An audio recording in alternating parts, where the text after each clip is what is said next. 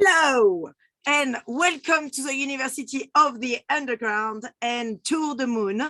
We are delighted to welcome you all here in what's going to be like a week of complete folly or craziness, or actually practical craziness, because we always, as creative, have been asking the same question. How can we get funded?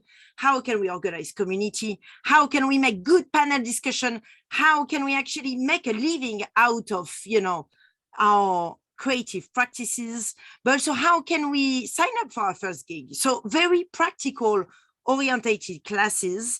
This is our great delight to welcome you all in this space. We have here some of the former students of the University of the Underground. We also have, and we welcome some of the participants from Union of Justice, who is going to be co-hosting this session with us in this space. And we are delighted also to welcome you to To the Moon, which is actually a new nationwide and free festival that we are currently putting together in the UK.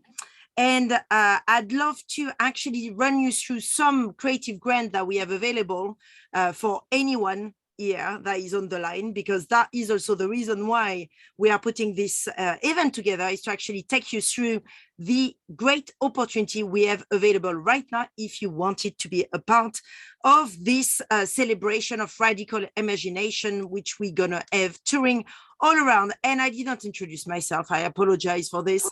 I am Nelly Benayoun, and I'm the director of the University of the Underground and To the Moon. I am a brunette. I currently have a pair of glasses because I see nothing that is on the screen otherwise. I have a heavy red lipstick. I have quite a lot of makeup, to be really frank with you, quite long nails, and also a very Christmassy looking, jumper and a ukulele in my hand, because part of the deal is that by the end of this week, I will be fluent in a new language and also fluent playing ukulele. So we're going to introduce some of our speakers now as well. We're going to be introducing you as to this specific session, which is how to make a panel discussion happen. We have on the line here, Jayson Mansary. Jayson, do you want to introduce yourself? Or tell us what you, Jayson, are you there? I was just saying, is my microphone on? And microphone check. It clearly was not. Hello, everybody. Thanks for the wonderful introduction, Nelly. My name's Jayson Mansary. And for those who might not be able to see, I have a black top on with white writing. The first bits you can see say no sexism, no racism, and it goes on covering pretty much every minority group. It's by Afropunk as well. Now, my hair is shaved on the sides. I have 2 plaits on top, and I'm at my flat in London, set up in my living room, and you can probably see, what can you see? You can probably see Afro Super Afro poster in the background, maybe a little bit of a Keith Haring here, and a bookshelf there. So that's my introduction. Brilliant. Thank you so much, Jayson. And do we have Jasmin Green as well here? What do you look like, Jasmin? Hi, I'm here. I'm Jasmin. Thank you so much, Nelly, for the invite. I'm super excited. Actually, don't have a lot of makeup on me, just a red lipstick, because I just gave birth to a beautiful child, and I'm at home all the time, and this is my first time out in the world again. So I'm super excited, but also a bit nervous. And I have a brown curly hair, and I'm sitting in Berlin, and our studio, and in the back there's a big bookshelf, which is probably 2 meters high and full of books, and I think that's a little, and there's a little ape in the frame. and we're going to introduce you both as well as 2 amazing curator and maker of new world that you both are in your own respective field. But before we go right into actually trying to give these practical skills to everyone here on the line, just know actually everyone that we have closed caption available. So if you cannot see them right now, you can also, switch them on your side. It should be just close to the record button. It's also a recorded session, just so you know. So if you don't want to be recorded, make sure that your video is not visible, or if you don't want your voice to be heard as well, just mute yourself, basically. And while I am at it, I'm going to just quickly show you as well, if you wanted to dive in a bit further into Tour de Moon, which is this new nationwide festival that we are putting together. And actually, Jayson is one of the curators on them. We currently have 850 creative grants available for anyone between the age of 18 to 25. And so I wanted to share that with you so you can see where it is. If you go on our website and you go and apply, you're going to see like all the various ways that you can actually get a grant to make an immersive movie. For example, as part of Moon Cinema, think about Rocky Horror Picture Show where you reenact some characters, or you kind of like build some alternative narrative inside a film. You can also make a short film that's £3,000, £25,000 to make another one of those. There is also ways and means by which you can actually be a part of an artificial intelligence experiment where we're going to collaborate with the moon and have a conversation with the moon. If you are a meme creator or a digital creator and you want to be a part of, again, a network, or I would say an educative network as part of this festival, you can apply and get as well £1,000 to make a meme and make a digital creation. You can perform, you can make a short play, you can DJ as well and get a grant for it. You can be part of Moon Press, which is a monthly, review that is actually taking place every single full moon. And again, you can submit some work there. Moonbar, which is the strand of Jayson, which is about actually sharing your expertise. So part of this session here is about how to build a panel discussion, and that's going to be quite important for that specific strand.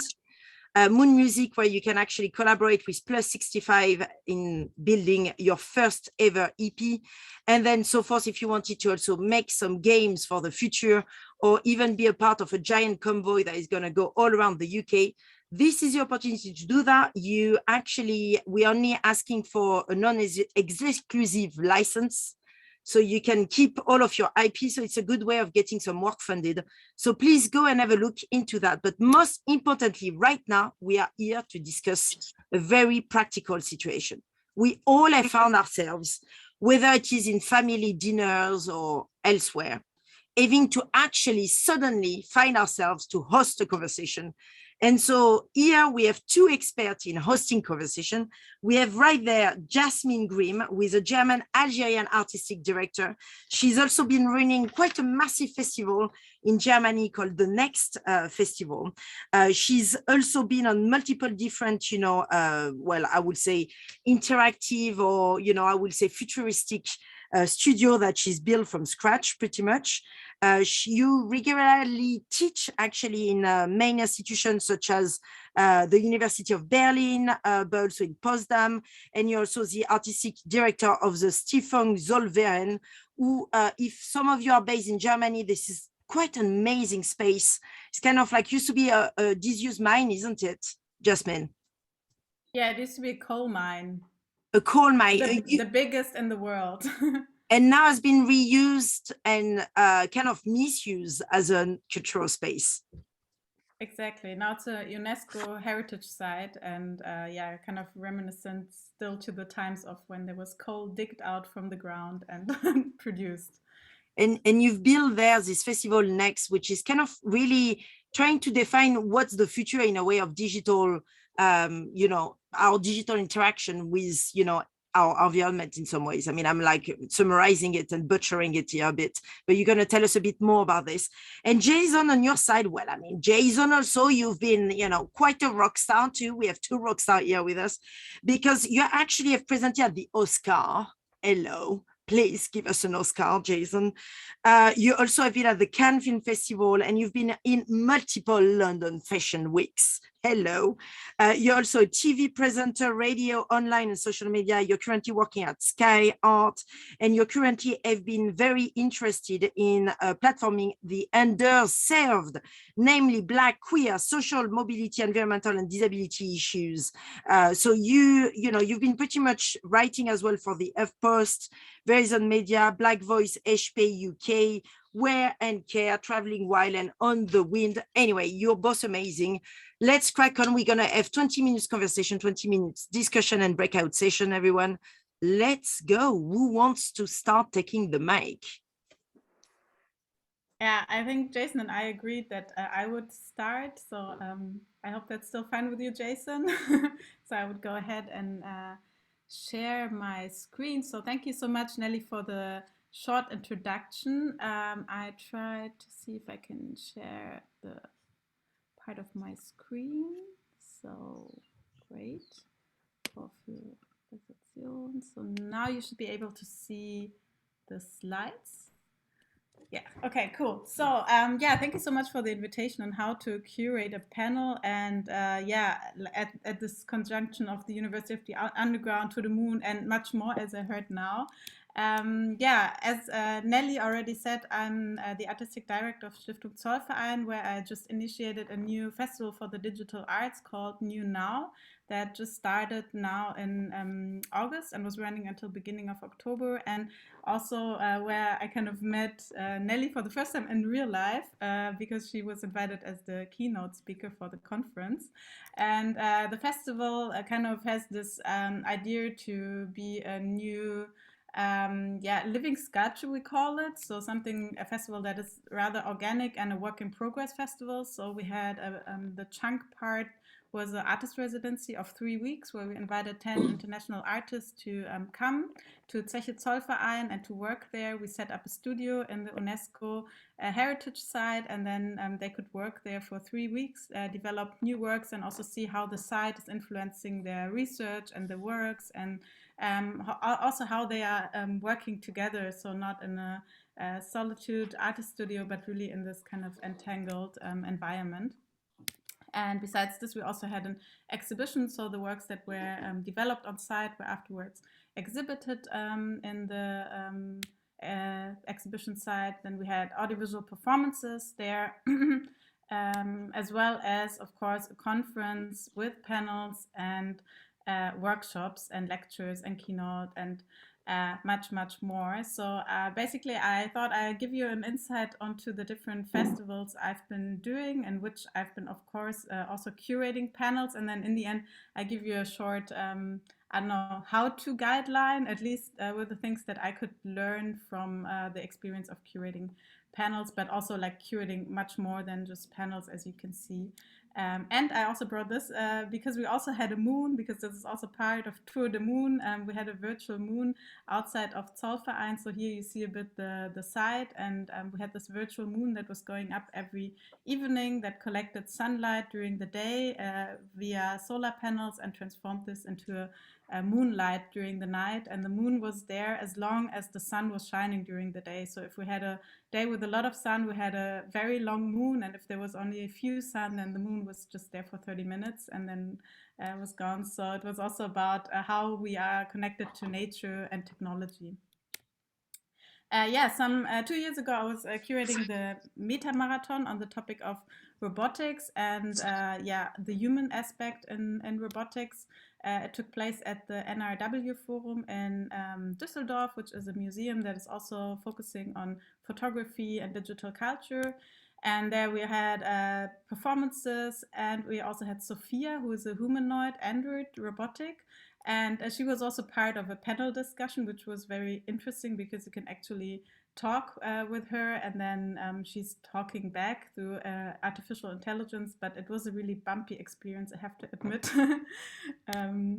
And then there were also workshops and keynote discussions. And then I've been head of program for the Region Festival, which is an art, design, and technology festival in Berlin, which is rather community organized and oriented, and took place in 2018 and before in 2016.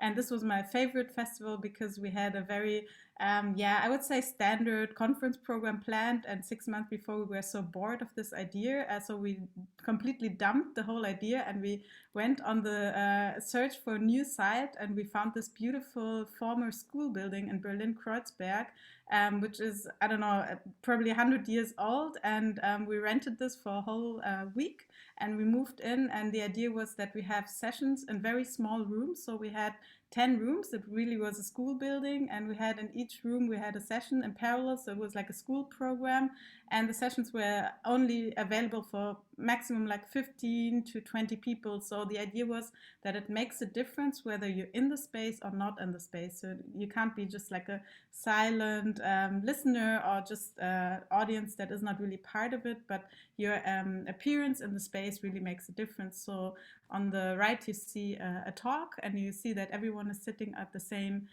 on the same table. And down here is a picture where you see around like 15 people in a circle, and the chairs are distributed equally. And the moderator, which I was at that time, and the panelists are on the same circle as the audience. And this was a really interesting format, and also a really interesting conversation to break up this kind of stage audience dynamic, which I like to play around a lot. And then also we had a format in a moving bus, which was a double-decker bus, which was moving through Berlin. And in that we had meetups with artists and curators so they could exchange. And my experience was that if you are in a moving vehicle, be it a ship or a bus or a car or whatever, just because you're moving already kind of agitates the conversations, and people were very quickly jumping into conversations, and it was really a great atmosphere. And we also had performances, of course. Here we see Moon Ribas, who is a cyborg artist who has a chip under the skin, so she can feel every earthquake in real time, and performing that. Yeah, and then the last festival I thought I'd share with you is the TintCon festival, which is, maybe some of you know, Republica in Berlin. It's one of Europe's biggest internet conferences. And the founders found a similar conference, but for teenagers. So this conference is strictly for people between 13 and 21 years. And I was head of program in 2017, where we did a festival in Hamburg and in Berlin. And we had over 60 talks and 50 workshops and over 800 teenagers coming in. And as you can probably imagine, I'm over 21, so I had no idea in the beginning how to curate a festival for the young ones. So what we basically did is we started a method of co-programming. So we invited our program advisors. So we had an open call, and we invited teenagers to join us in the co-curation process, and they came in as program advisors. So actually they were the experts because they know best what their world is and what they are interested in and what they want to see on the stage. So we invited them in for a workshop where they brought in their ideas. So they brought in the ideas for speakers, for topics. We had like a really intense 3 days workshop where we did thematic clusters, and together we selected the top themes that they are mostly interested in. And afterwards we created like a group of co-curators, and they helped us in the whole process of setting up this convention. And we even had a stage which was completely filled only with people under 21, not only behind the stage but also on stage. And that was a super great experience, and I could actually learn a lot from them. So, but let's speak about today's topic, which is more specifically about how to create a panel. And I had a quick chat with Jayson just beforehand, and we both agreed that honestly, we don't like panels that much because either they're like completely loose and you don't really understand why exactly this set of persons have been put together on stage, or they try to kind of desperately come up with an interesting discussion and often completely talk past each other. But yeah, nevertheless, let's try how to curate a panel, and I've been giving it some thoughts. And so if in case you really, really have to do a panel, maybe these are some takeaways that you can look at. Try to create open conversations, not closed one, because most panels create these kind of, as I would call them, closed conversations. So I've been on panels where, for example, they've been sending us the questions beforehand, which mostly happens in corporate settings when they want to prepare and make sure that everything is very professional and kind of works out. But the questions are already set in stone. So in the end, this panel rather looks like a pre-written theater piece than a lively discussion with new or unexpected things popping up. So in my opinion, if you really want to create a lively panel, try to give space for open conversations. For example, by inviting people and not positions, because if you invite people and not positions to a panel, you invite a complex personality with multiple experiences into the room. And this multi-perspectiveness creates an open space for unexpected ways in the conversation.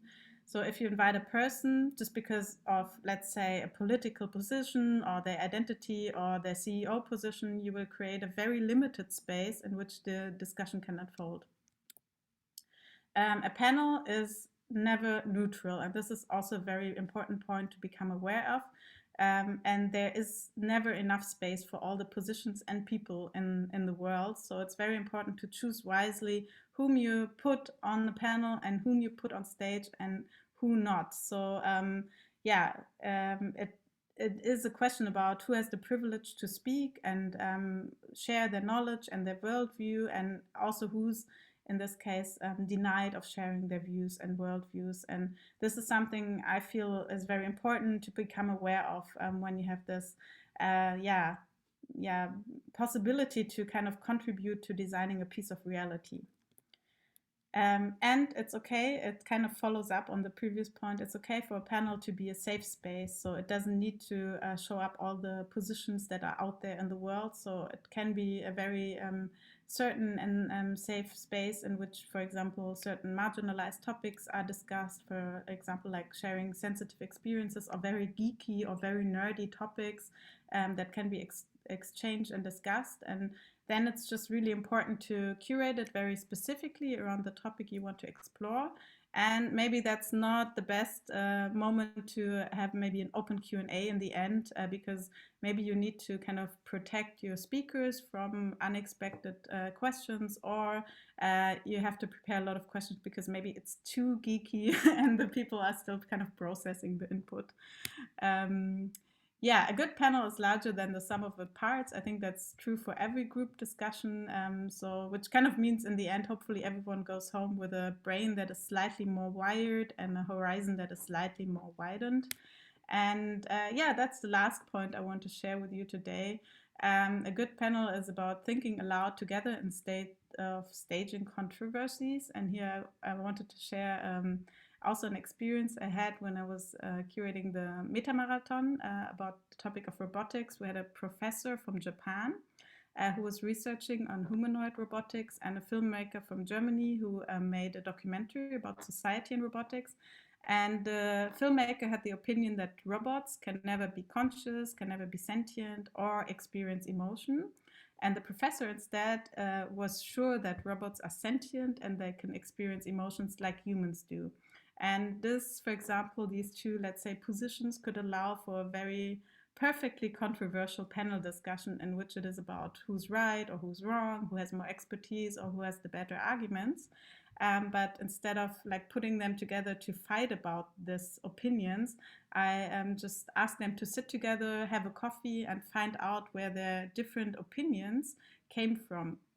So in the end, it was really interesting because it came out that they actually had the same view onto robotics, but a radically different worldview onto humans. So the professor was sure that we humans as a body function like machines. So our brains are wired and thus we feel emotions and are conscious. So as we are also kind of machines, robots for sure also are conscious and feel emotions.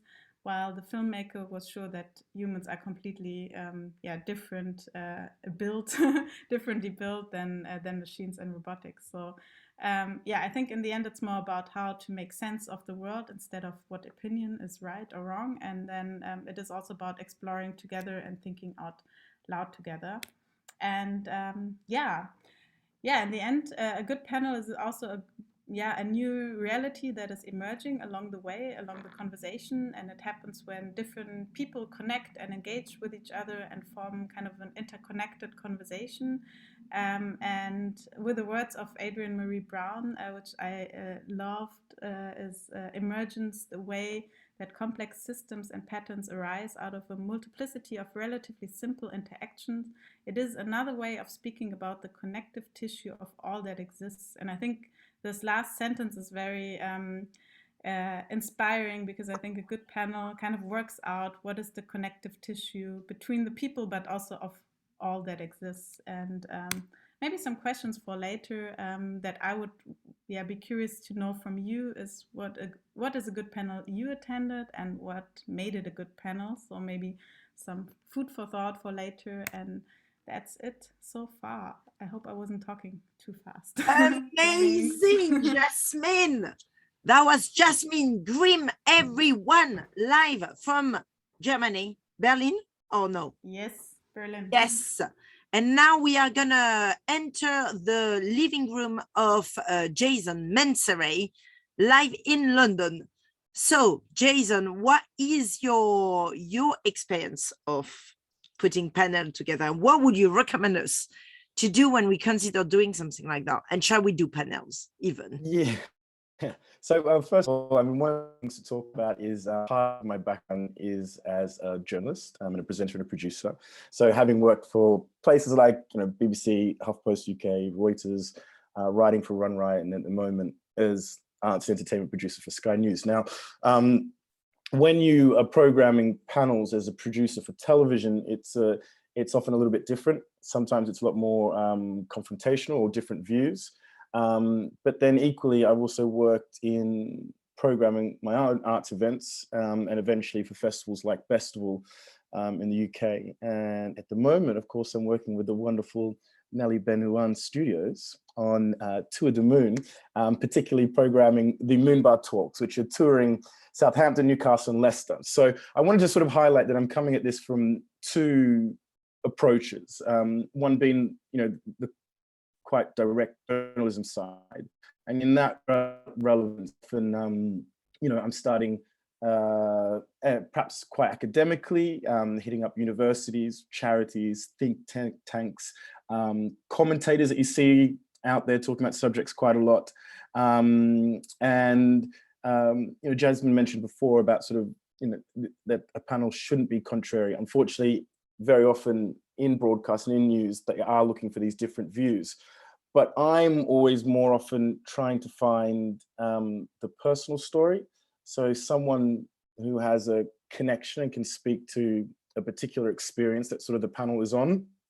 And this sort of started, I guess, working, just having a love for arts and culture, I guess, and then starting my own event, which was free, called the Clodhopper, and it was mixed arts, music, poetry, drag.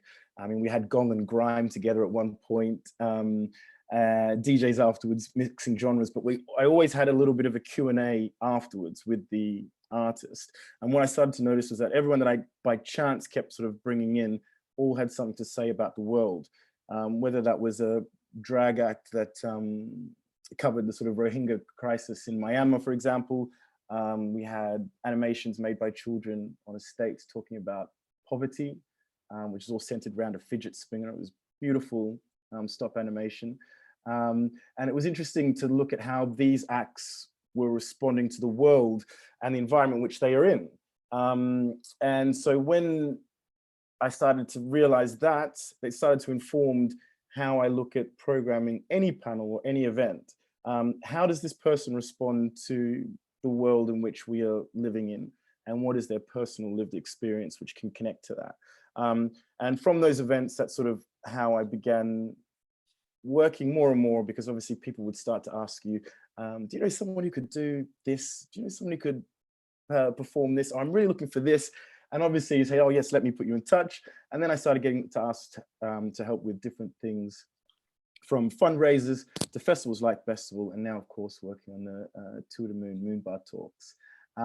So trying to sort of break this down a little bit. I mean, Jasmin was very good in what all the things that were mentioned there. One of the things in particular was, I think, hosts is really important, because when you're hosting and moderating, it's really important that someone can take control and they can move things along, because I do think there is an issue sometimes where we get too bogged down in the expert view, rather than in a view that's going to engage all the people who are watching. Because of course, a panel isn't just about programming who's there and speaking, it's also about what they're going to be communicating to an audience, and who is that audience, and how best can we facilitate them being involved with it and also engaged with it.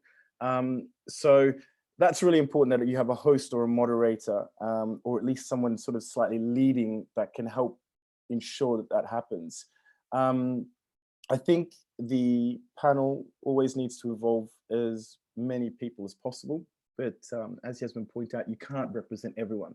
But often I've been given, let's say, a brief, or I mean, sometimes I've actually been given a half-programmed festival. And so you've got this program, you're looking at it, and I always start off by saying, well, who is not there?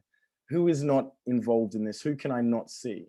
And that might be simple, something as a person of color. It might be something very straightforward, and like, well, I can't see any people of color there. But also, let's think about, you know, socioeconomic issues there.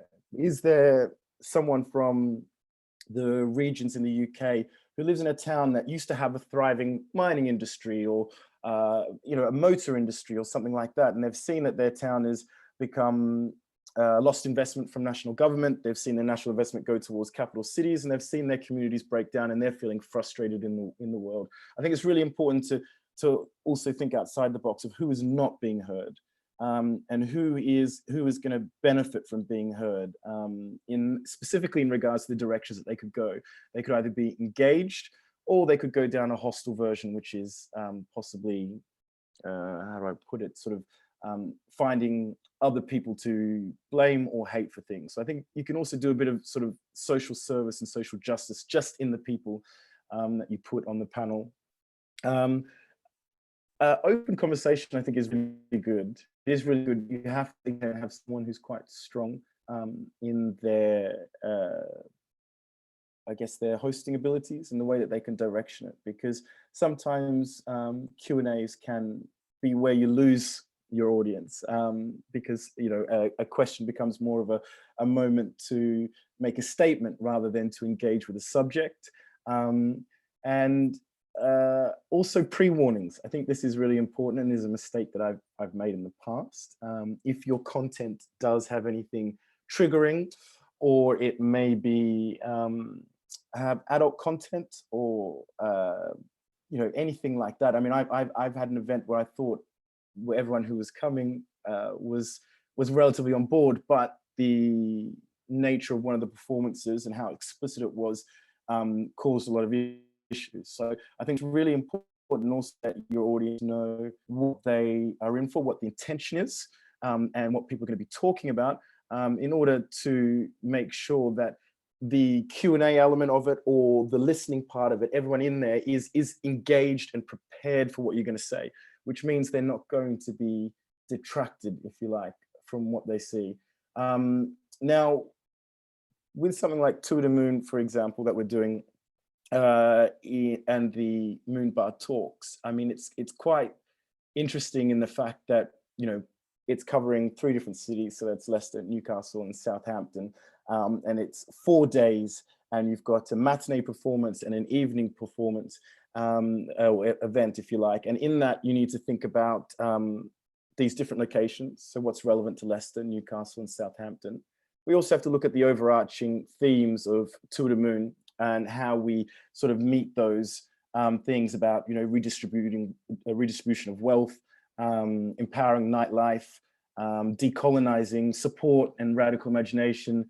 And also, I really like the idea of using the moon as a device to acknowledge the past. So if we were going to start life on the moon, what things in regards to colonization or in our history that we've done incorrectly, how do we use those? So the reason I sort of bring that up is because it's really important to think about what your intentions are and how best you can program a panel to do that. And I think that sort of, I thought I'd start off there as probably less formal than Jasmin, because she had a brilliant spreadsheet, but I wanted to sort of talk you through both my background and how those sort of 2 different areas inform how I try to make a panel or program an event. And also some of the things that I think you should look out for. So I think it's probably best to open it up to questions now, hopefully. And Jasmin obviously mentioned before about asking everyone, you know, what was a panel that you really enjoyed and what made it good. I think that's a great place to start. But obviously, Jasmin, if you have any questions about the things I said, welcome those as well. Thank you, Jayson. What a legend. Okay. So everyone, if you want to ask some question, you can go, like, take the mic. Let's just go. Let's just rock it. I mean, literally, if you take the mic, you're going to pop on our screen. So let's just see who is going to come up. I can jump in and ask Jasmin, what was a panel that you really enjoyed, and what made it good? That's tricky because, yeah, actually, I hate panels.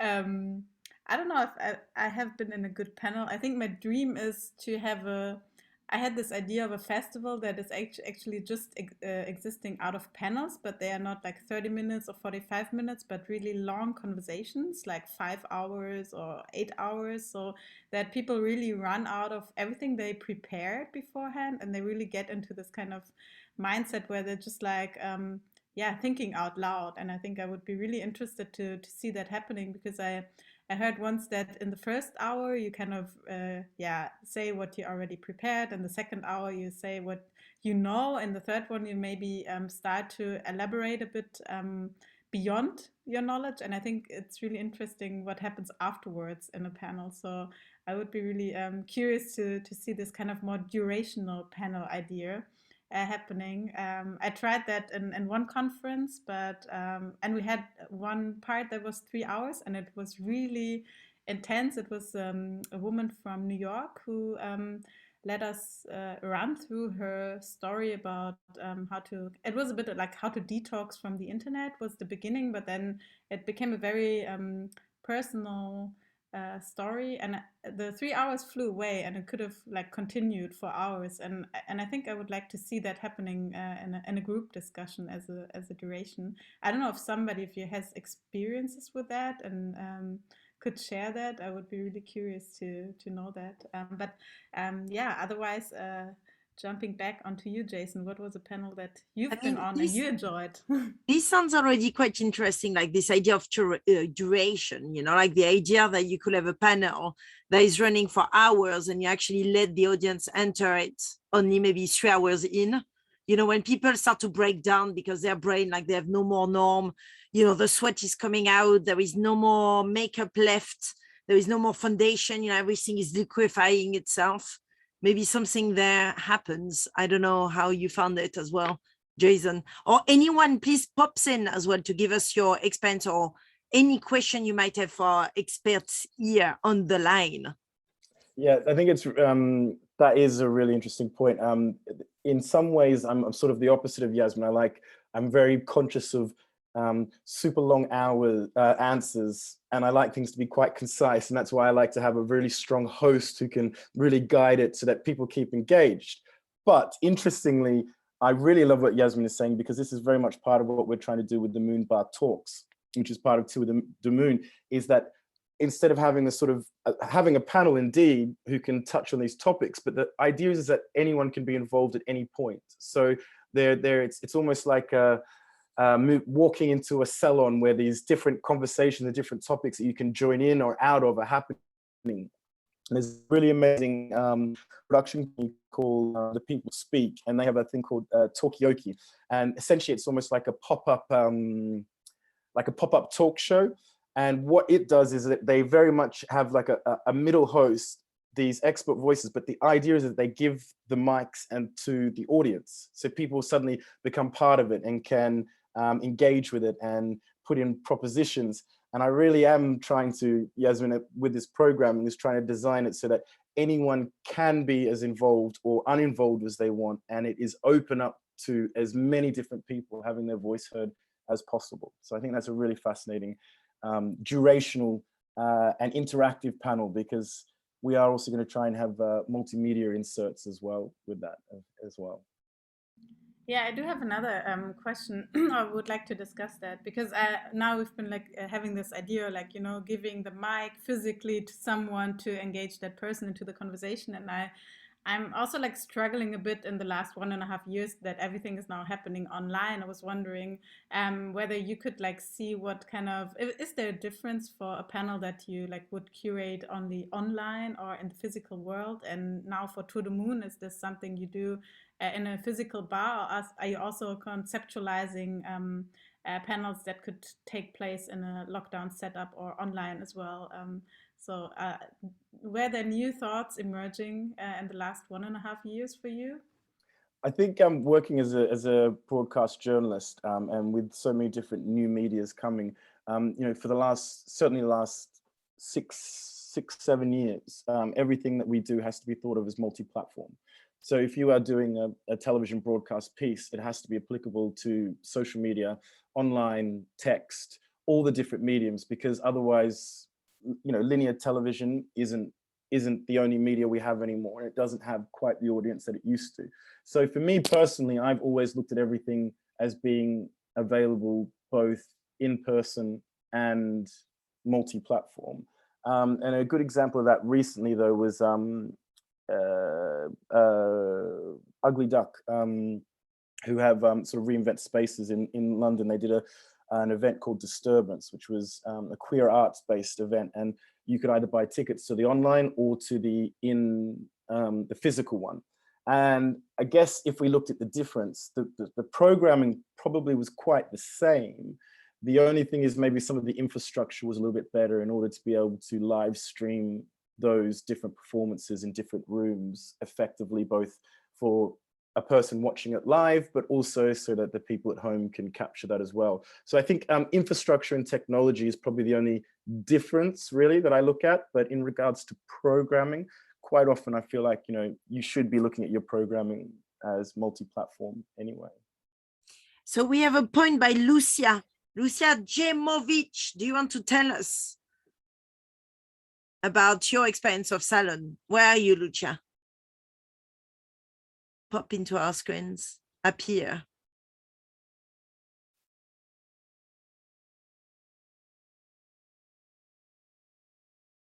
Does Lucia exist? Here. I'm sorry, I wasn't expected to, Always, pop in. I love to make people pop in. That's part of the deal. Tell us, Lucia, about the salon. No, it was just pointing out really, because Jayson just described a beautiful scene. Oh, we are all in a saloon and multiple conversations going on. And well, with this pandemic, it still feels weird to live in this social still, but and about this interaction, and I just felt that, well, even the best curation we still can be vulnerable of this for this kind of, well, people are shy, people don't have going through this right now. Even I wasn't expected to pop in, so maybe you're part of the panel discussion right there, right? It's happening. That's my point. Lucia, you make some really good points, because part of the remit, and especially, I don't know if anyone living in a capital city would probably know this, and I'm in London at the moment, so everything is often quite centered on that, centered on the big cities. And we have some really big overarching themes that we need to cover as part of the To the Moon, and that's reaching diverse audiences. It's one of the bits that I think is really important, engage the least culturally engaged, if you like. And this all ties into attracting new audiences and visitors, and encourage learning and skills development, and all that sort of stuff. So everything that you talked about there, about that trying to engage them in a salon, is sort of what we're implementing in there. And that's as far as finding local organizations. For instance, if anyone saw Nelly's introduction, the To the Moon has commissions for theatre plays as well.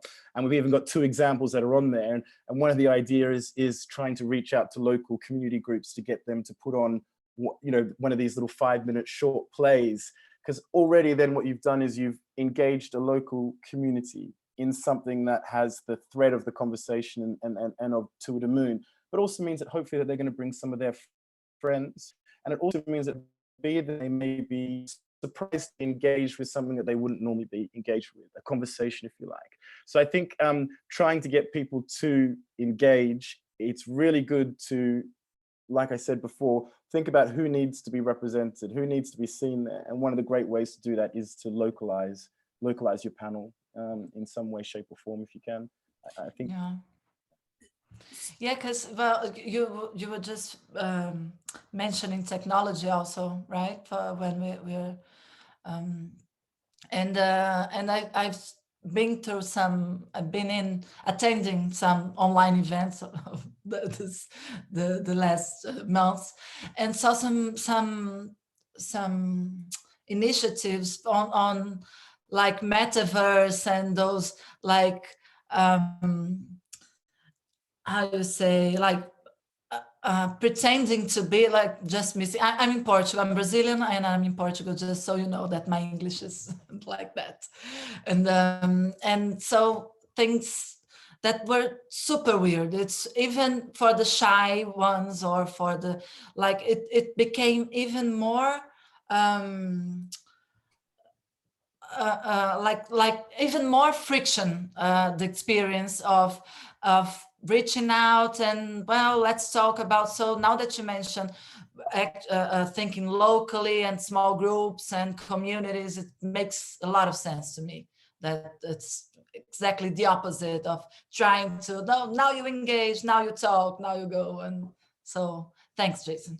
Thank you, Lucia. And we have a question from Aryan, but Aryan is wants to say anonymous. So she's saying to us that she has, she wonder whether or not any of you have got recommendation on how to moderate a panel discussion and how to decide who is a fitting moderator. How do you make a choice on that? And then there is a question for Jasmin as well. How will your panel have to be alike that you would really like to go? Well, I'm not sure that, yeah. Something. Okay, maybe I start with that one. I think I would have the image of a jam session. I really love jam sessions, like inspired from the music, where a lot of musicians are coming together, and then, you know, you always find out when's the right moment to join on stage, and then another musician maybe leaves the stage. So some are having a panel discussion that feels very lively, like a jam session, where, like just now, Lucia is joining us, and then somebody else joins the discussion, and it's a very intuitive fade out and fade in. I think this would be a panel discussion I would really very much enjoy. And I think for the moderator to be a really good moderator in that sense, I think it's good to have someone who can listen very well and connect the dots. I think these are the two aspects, because a moderator that is talking a lot actually is more like a speaker than a moderator. So I think a really good listener and observer and someone who can connect the dots is the best for this position. But what is your experience, Jayson? I'll just make sure my microphone's on there. Yeah, there's so many good points you made there. I was trying to remember. I should have taken notes as you were talking.